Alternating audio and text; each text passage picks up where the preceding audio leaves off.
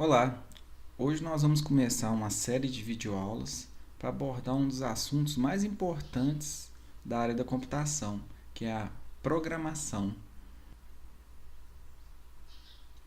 Bom, desde o início, da existência dos homens, eles procuram ferramentas para ajudar no dia a dia, para facilitar ou automatizar as tarefas deles. Um exemplo disso é o ábaco, uma ferramenta que foi inventada na Ásia há mais ou menos 3.000 anos atrás para facilitar nos cálculos aritméticos. Hoje, uma das ferramentas mais utilizadas para facilitar a vida do ser humano é o computador. A principal finalidade dele é receber, manipular e armazenar os dados. Tudo isso de forma eletroeletrônica.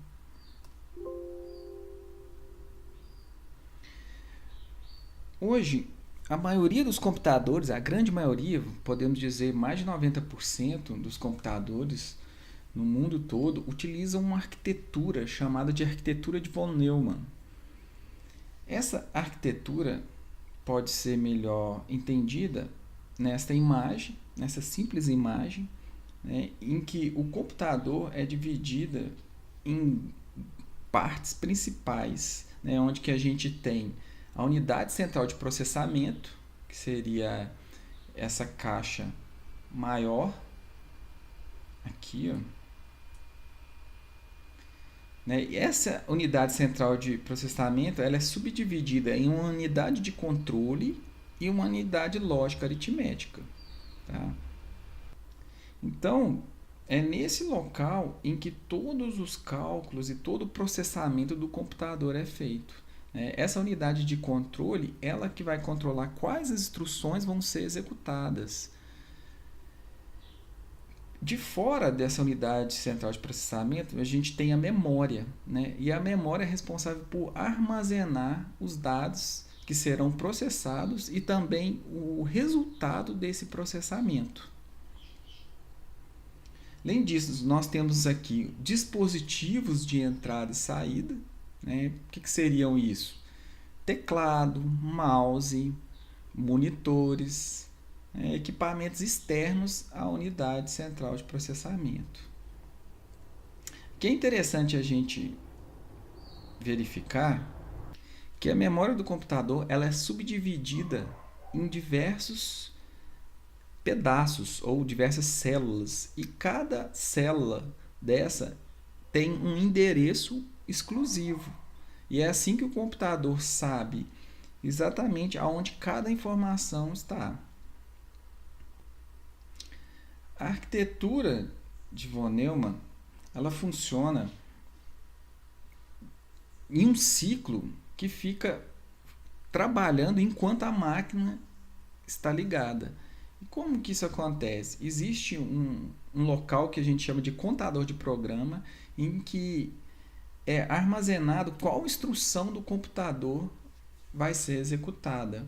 Então, essa arquitetura de von Neumann, ela pega o número, que está armazenado nesse contador de programa e executa esse número que ele está indicando.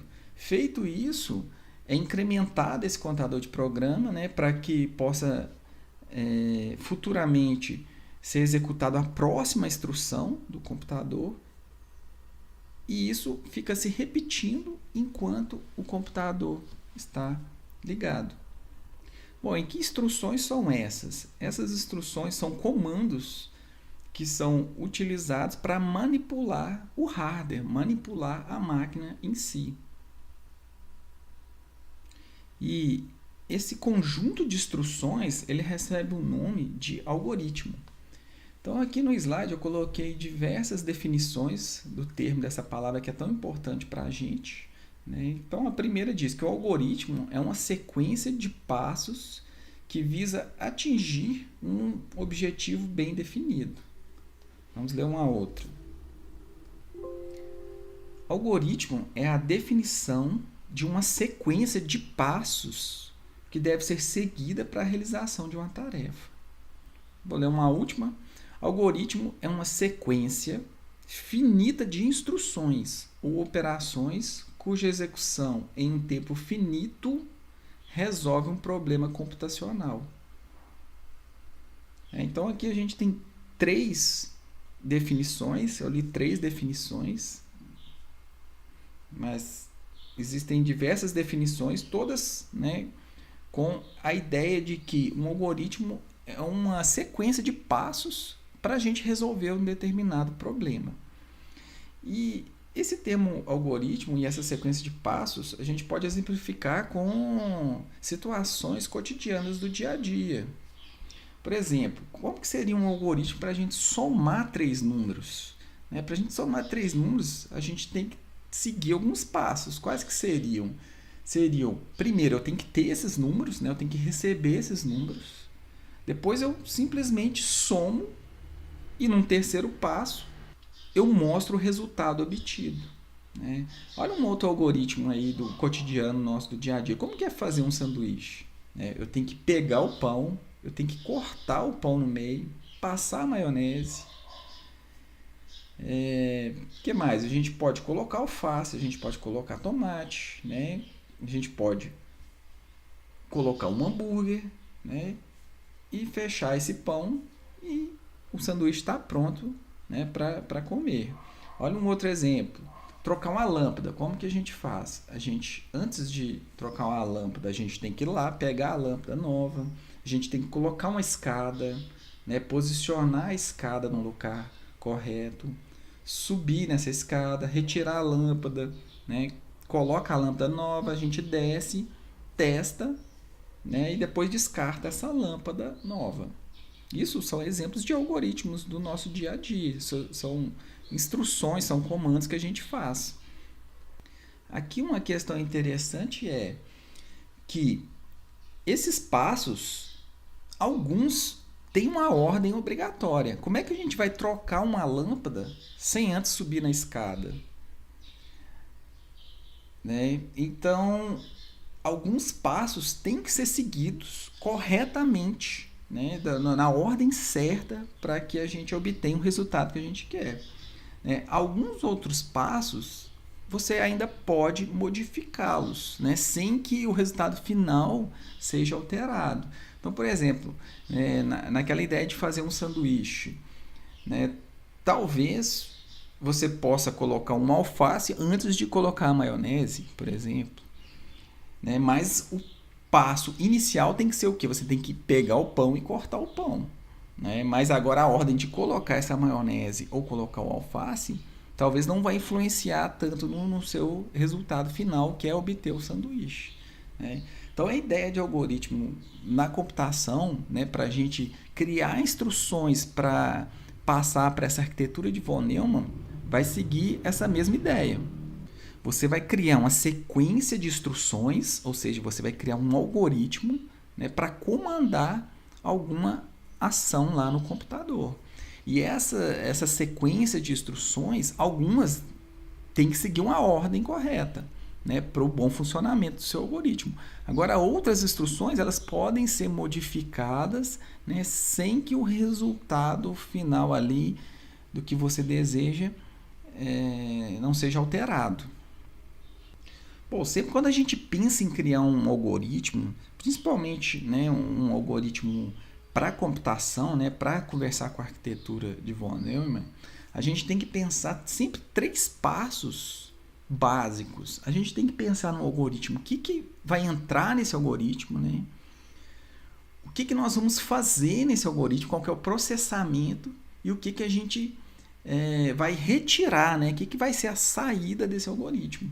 Nos 2 exemplos que eu dei antes, então a entrada, o que é? Do sanduíche, por exemplo. A entrada é só a matéria-prima. O que é o processamento? É o ato de você montar o sanduíche, você vai lá fritar o bife.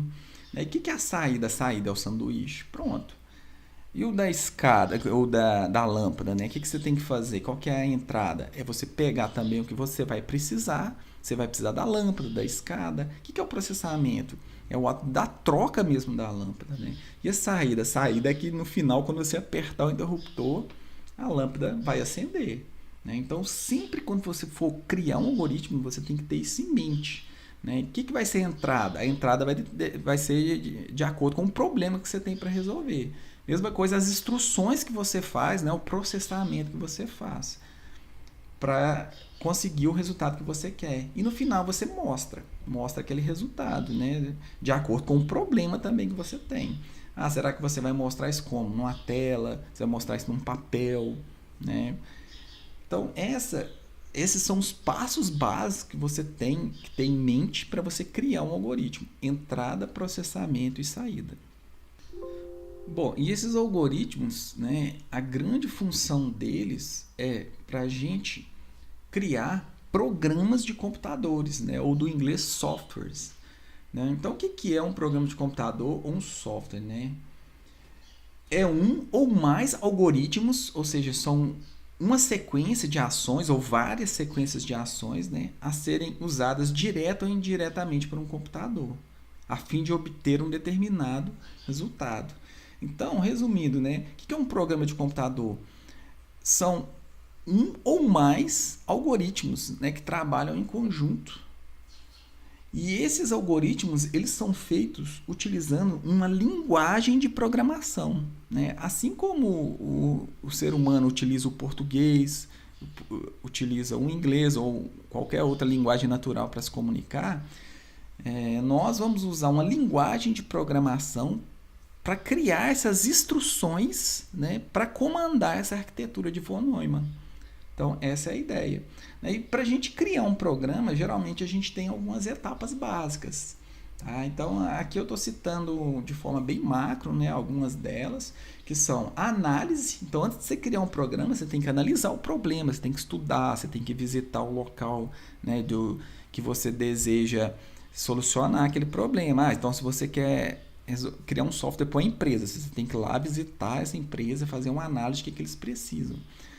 Né? Depois, o que você pode fazer? Você cria um algoritmo, né? Você pensa passo a passo o que seu programa vai ter que fazer, quantos algoritmos ele vai ter que ter, né? E depois por último, você vai codificar esse algoritmo utilizando essa linguagem de programação. Então, por fim, eu deixo essa frase aí no slide. Ó. Portanto, um programa, né, de computador, ele é uma codificação de um ou mais algoritmos em uma linguagem de programação. A linguagem de programação que a gente usa, a ideia dela é como se fosse uma linguagem natural.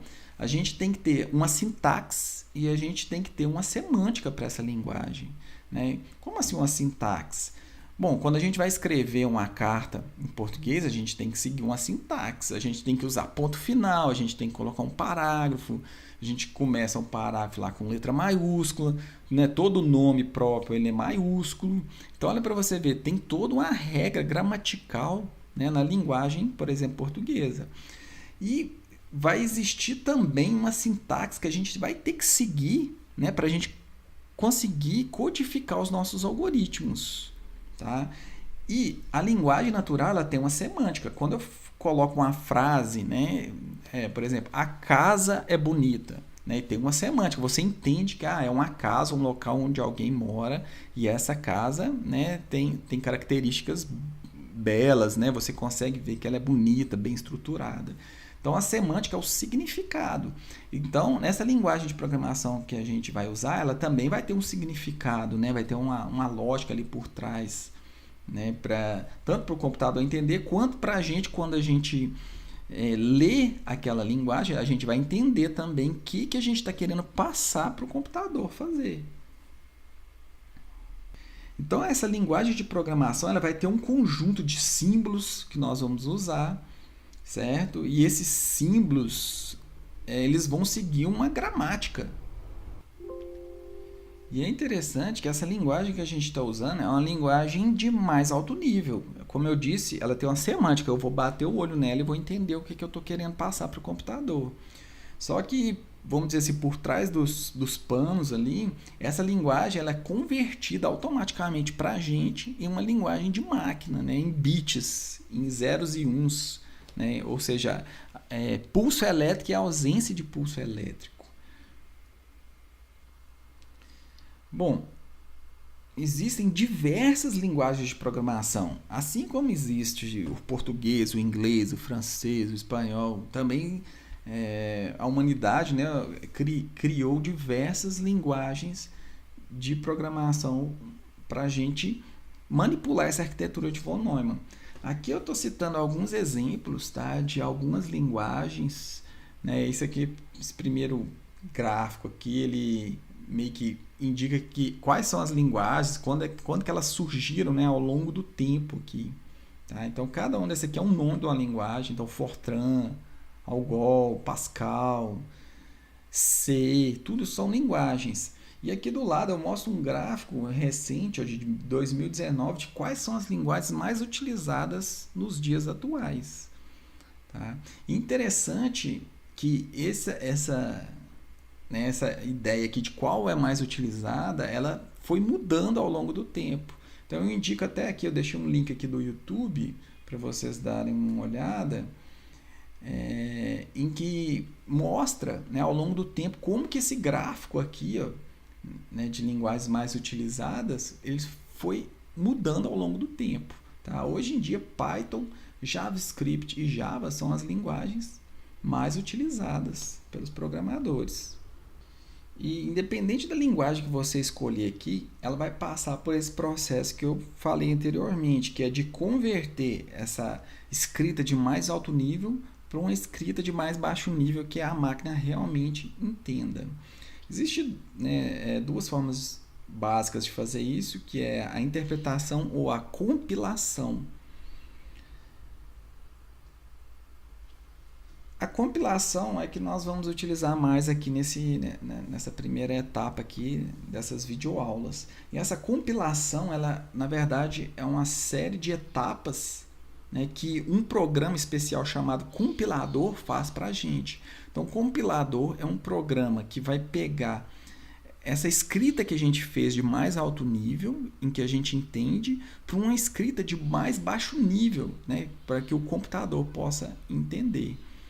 E nessas várias etapas, a gente tem 3 pontos importantes, que é a análise léxica, a análise sintática e a análise semântica.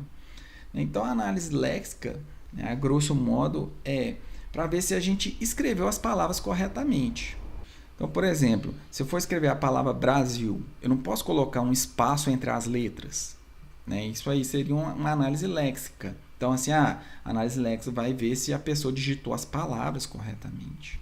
Né? E a análise sintática é aquilo que eu disse, a gramática. Né? Como no português a gente tem, por exemplo, que colocar uma vírgula, um ponto final, né? A gente também vai ter que usar alguns caracteres, algumas palavras, ou o que a gente chama de tokens, né, para organizar o nosso código. Certo? E a análise semântica, né? A semântica é para a gente ver o significado. Aqui no caso a gente vai verificar, por exemplo, se os tipos das variáveis esperadas elas estão sendo recebidos, a gente vai entender isso mais para frente. E por fim tem a geração realmente do código binário, né? O código de máquina. Mas isso a gente não precisa preocupar justamente por causa disso. O compilador vai fazer isso para a gente. E geralmente esse compilador, né, esse processo de compilação, ele é feito por um programa ou por um ambiente de programação. Tá? A gente chama isso de IDE, que vem aí do inglês, ó, Integrated Development Environment. Tá? Então, o que é a tradução disso aqui? Ó? Isso aqui é um ambiente de desenvolvimento integrado. Por que é isso? Né? Por que um ambiente integrado? Porque, na verdade, são vários subsoftwares, né, integrados em um software só. Então, eu tenho um compilador, né, para fazer essa tradução, só que, ao mesmo tempo, eu tenho que ter um local agradável para eu digitar os meus programas. Então, eu tenho que ter um editor interessante. Eu tenho que ter um depurador de código. Né? O que é esse depurador? É para me ajudar a achar erros no meu código. Tá? Eu posso ter um submódulo ali, um subprograma que me ajuda a modelar o meu programa. Então, esse conjunto de subprogramas ou submódulos, né, eles trabalham de forma integrada para me ajudar a programar. Né? Então, isso que é um ambiente integrado de programação, né? Essa IDE. Aqui eu coloquei alguns exemplos de IDE, né? Então, esse primeiro aqui ele chama Delphi, tá? Ele é um ambiente de programação para uma linguagem que se chama Pascal.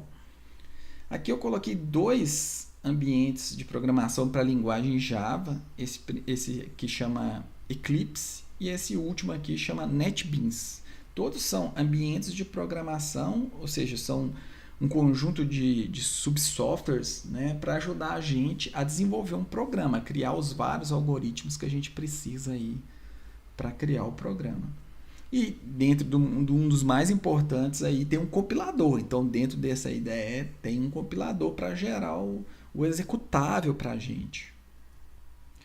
Aqui nós vamos utilizar o Java, a linguagem Java, né? Ela é uma linguagem de uso geral, então a gente consegue utilizar Java para criar back-end de aplicações para internet, a gente consegue criar programas em Java para rodar no celular. Então é uma linguagem bem geral, tá? Então, e ela é moderna, então por isso que a gente escolheu ela aqui. E a gente vai usar o ambiente de programação NetBeans para ajudar, né, a criar os nossos algoritmos, os nossos programas. Aqui eu deixei alguns links para você baixar e instalar. Tá? Na verdade, aqui a gente vai instalar duas coisas. Primeiro a gente instala o Java, que é o compilador em si da linguagem. E depois a gente instala o NetBeans, que é um ambiente de programação. Bom, na próxima videoaula a gente vai ter o primeiro contato, né, com esse ambiente de programação. E eu vou encerrar essa videoaula por aqui. Aqui estão algumas referências que eu utilizei aí nesse slide. Obrigado.